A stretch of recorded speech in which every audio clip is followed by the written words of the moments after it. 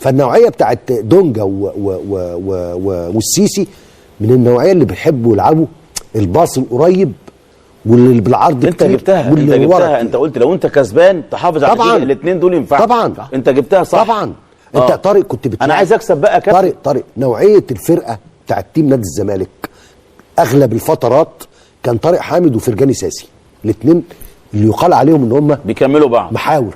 فرجاني ساسي كان بيطلع يجيب لك جول وصانع العاب. فاتغيرت الاستراتيجيه دي كلها.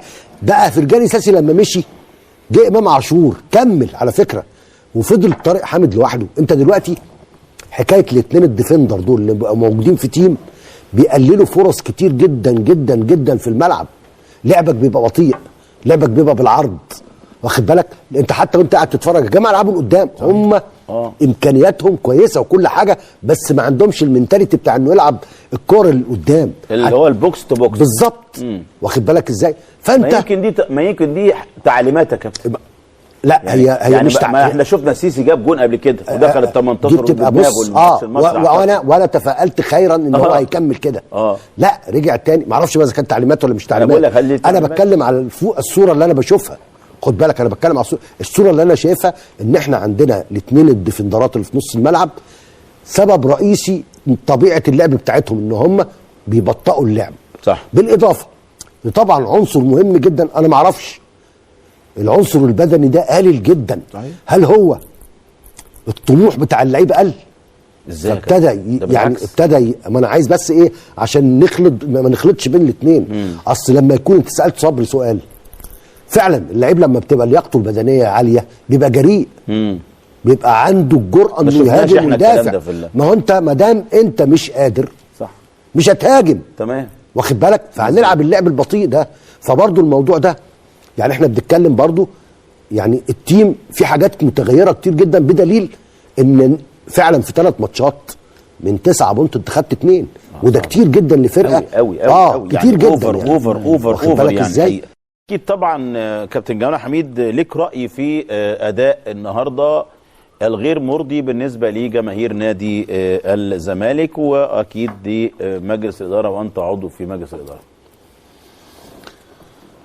يعني قدر الله ما شاء فعل. طبعا حصل خير. المباراه سيئه جدا جدا. انا مع كابتن احمد في حته الملعب وحش قوي قوي. بس ده مش مبرر ان احنا لعبنا مباراه سيئه، لان لعيب الكوره يلعب على اي ملعب. صح. بعض التغييرات اتاخرت، وبعض التغييرات ما بقتش في مكانها زي سيد نيمار. احنا بنستفاد منه ناحيه اليمين او طرف شمال مكان اسامه. بالظبط. فرقه ما هجمتش عليه غير هجمه واحده بس. فانا ممكن العب ب2 راس حربه علشان الضغط اللي احنا عايزين نعمله، ويلعب ديفندر واحد مع امام عاشور على اساس ان يبقى ايه الفرقه اصلا مش بتهاجمك، الفرقه بتاخد الكره تديها لك. ما راحتش لعواد غير مره شوطه، ومره من الشوط الاولاني. فانا في الاخر لما احنا غلطنا بس ما انا اشوف الملعب لازم العب بكثافه عدديه هجوميه عشان نعرف نجيب جول. انما ده احنا اعتمدنا على الكورتين اللي راحوا للجول، كورتين، واحده شاطها دونجا والثانيه نص الجول.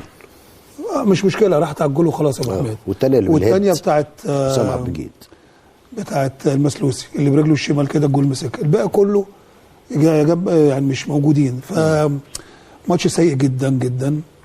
انا مش عارف يعني الموضوع بقى صعب جدا وعايز حل فوري. هنقعد طبعا، احنا هنقفل على نفسنا ونقعد اكيد.